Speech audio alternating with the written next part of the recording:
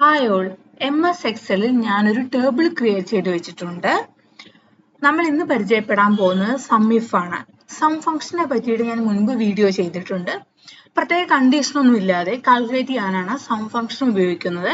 പക്ഷെ ഒരു particular condition apply ചെയ്ത് സം കാൽക്കുലേറ്റ് ചെയ്യാനാണ് SUMIF ഉപയോഗിക്കുന്നത്.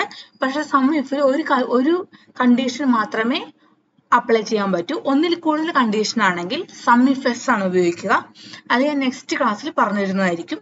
ഇപ്പോൾ നമുക്ക് SUMIF ഉപയോഗിച്ച് അനിതയുടെ ടോട്ടൽ സെയിൽ കാൽക്കുലേറ്റ് ചെയ്യാം. നോക്കാം നമുക്ക്.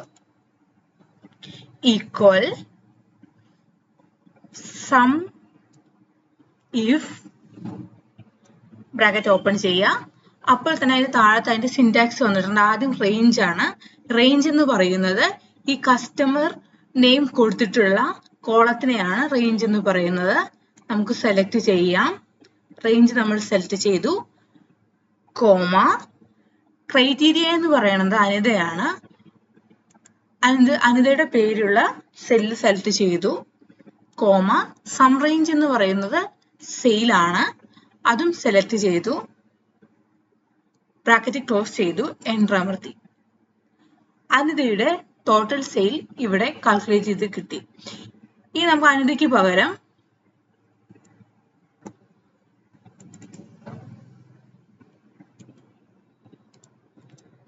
ബിനിതയുടെ ആണെങ്കിൽ നമുക്ക് നോക്കാം.